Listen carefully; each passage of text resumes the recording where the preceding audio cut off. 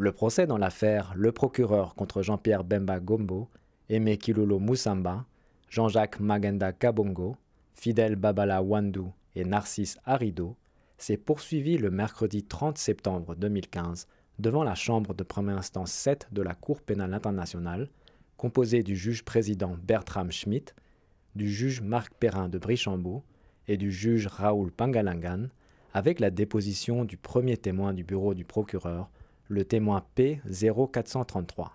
Jean-Pierre Bemba Gombo, Aimé Kilolo Moussamba, Jean-Jacques Magenda Kabongo, Fidel Babala Wandou et Narcisse Harido sont accusés d'atteinte à l'administration de la justice devant la Cour pénale internationale en rapport avec des témoignages dans le cadre de l'affaire Le Procureur contre Jean-Pierre Bemba Gombo. Entre la fin 2011 et novembre 2013, les 5 accusés auraient suborné des témoins en leur donnant de l'argent et des instructions pour produire de faux témoignages, présenter de fausses preuves et faire de fausses dépositions en salle d'audience. Le premier témoin à charge, le témoin P0433, était un analyste et un membre de l'unité de la stratégie et de l'analyse en matière d'enquête du bureau du procureur. Il a effectué sa déposition avec des mesures de protection, l'usage d'un pseudonyme, la distorsion de son image et l'altération de sa voix. En réponse aux questions posées par Mme Olivia Stuyvesant, substitut du procureur, il a expliqué qu'il avait rejoint l'équipe qui travaillait sur l'affaire portée contre les accusés en février 2014 et avait produit un rapport sur des éléments de preuve collectés sous forme de télécommunication auprès de 14 témoins à décharge dans l'affaire portée contre Jean-Pierre Bemba Gombo. Chapitre. Le but premier du rapport était de résumer le vaste éventail d'informations dont nous disposions.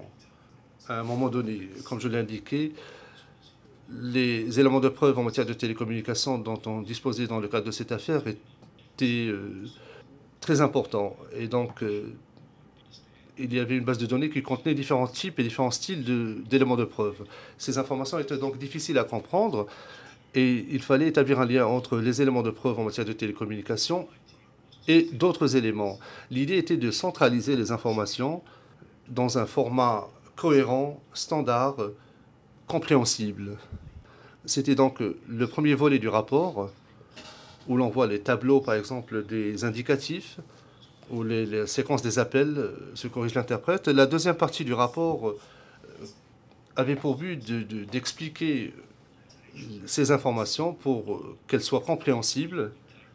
J'ai annoté certaines données brutes pour que les autres collaborateurs puissent comprendre ce qu'elles signifient et les interpréter adéquatement.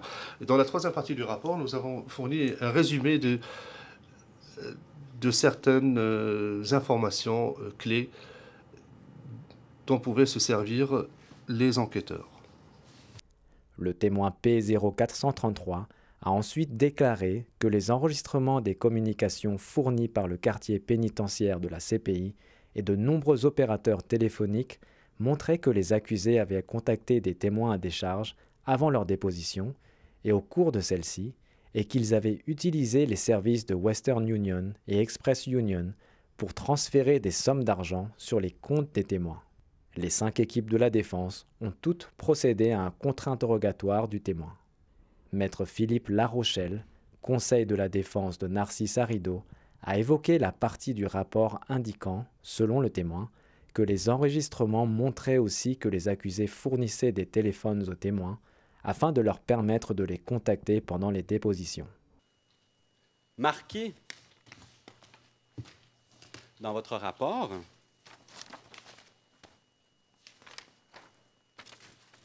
je suis à la... C'était un de vos key points, à la page 2.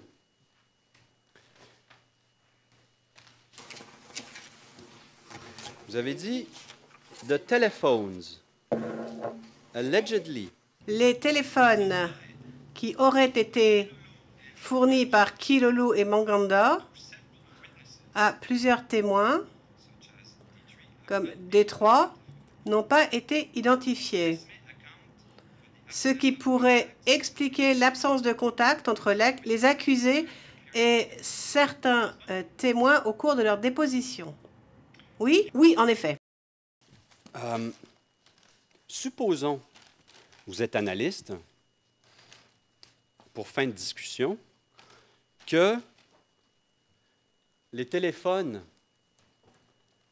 qui commencent à être utilisés après les témoignages, les numéros de téléphone, excusez-moi, qui commencent à être utilisés après les témoignages de D2 et D3, D2, D4 et D6, sont ces numéros de téléphone. Alors, vous seriez d'accord avec moi pour dire qu'il n'y a pas eu de contact entre Kilolo et ses témoins pendant la période prohibée. Vous êtes d'accord? Enfin, c'est une hypothèse. Je ne peux pas répondre à la question que vous m'avez posée. Je ne peux pas dire que ces numéros sont des numéros... Enfin, les numéros qu'ils appellent après la déposition sont bien les mêmes que ceux qui ont été donnés au téléphone, aux témoins, sans prendre l'interprète, mais je ne peux pas dire oui ou non. Maître Stephen Pauls, le conseil de la défense d'Aimé Kilolo Musamba, a mené son contre-interrogatoire en poursuivant dans cette voie. Donc hier, alors que Maître La Rochelle vous posait des questions, il vous a demandé, en ce qui concerne les témoins, qui auraient dit qu'ils avaient été en contact pendant la période prohibée avec un des accusés. Vous avez dit, Maître La Rochelle vous a dit peut-être que c'est parce qu'il mentait. Et vous avez répondu oui, c'est une explication plausible. Le témoin, oui, je me souviens de la question et j'ai bien dit cela. Cela étant, je n'ai pas dit hier que je n'avais pas de raison de croire que le témoin ne mentait pas à l'époque. Je n'ai pas de raison qui expliquerait que le témoin mentait à l'époque. Maître Melinda Taylor, le conseil de la défense de Jean-Pierre Bemba Gombo, a suggéré aux témoins que la fiabilité des données d'enregistrement des conversations téléphoniques pouvait varier d'un pays à l'autre et entre les prestataires de services de télécommunications. Le témoin a dit qu'il était d'accord et a ajouté que la plupart des enregistrements provenaient de prestataires de services de télécommunications occidentaux qui travaillaient en conformité avec le cadre législatif de leur pays. Maître Christopher Michael Gosnell, le conseil de la défense de Jean-Jacques Magenda Kabongo, a cité un extrait du rapport du témoin. This is CAR OTP 0090. CAR OTP 0090 0613. Ici, vous dites, au 4e point, sous les faits saillants, les points clés, les téléphones qui auraient été fournis par Kilolo et Mangenda à plusieurs témoins, par exemple D3, n'ont pas été identifiés. Cela peut expliquer l'absence de contact entre l'accusé et certains témoins pendant leur période de déposition. Vous avez utilisé le conditionnel, en anglais allegedly, qui aurait été fourni. Ai-je raison de dire que votre connaissance de cette allégation découle de la lecture de transcription d'audition de témoins? Oui, cela découle des entretiens réalisés avec le témoin, puisque je ne parle pas bien le français, et cela découle donc de ma lecture de ces auditions. Serait-il juste de dire que toutes les informations dont vous disposez concernant les allégations découlent de la lecture de l'audition de témoins? Je ne suis pas en mesure de le confirmer à ce stade. Je ne sais pas s'il s'agit d'un seul témoin qui l'aurait allégué ou plusieurs témoins. Donc il faudrait que je vérifie avant de vous donner une réponse définitive. En tout état de cause, que ce soit un témoin ou deux témoins qui aient fait cette allégation, la totalité des informations dont vous disposez concernant cette allégation découle soit de l'un ou de l'autre ou des deux témoins et de leur audition, n'est-ce pas? C'est ainsi que je comprends les choses, oui. Maître Jean-Pierre Kilenda Kagengi Basila, le conseil de la défense de Fidel Babala Wandu, a cité lors de son contre-interrogatoire un extrait du rapport dans lequel le témoin a écrit que le contact téléphonique entre son client et le témoin D25 lors de la période d'interdiction ne dépassait pas 10 secondes.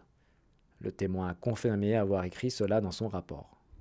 Les audiences reprennent le lundi 5 octobre 2015 avec la déposition du prochain témoin à charge, le témoin P0261.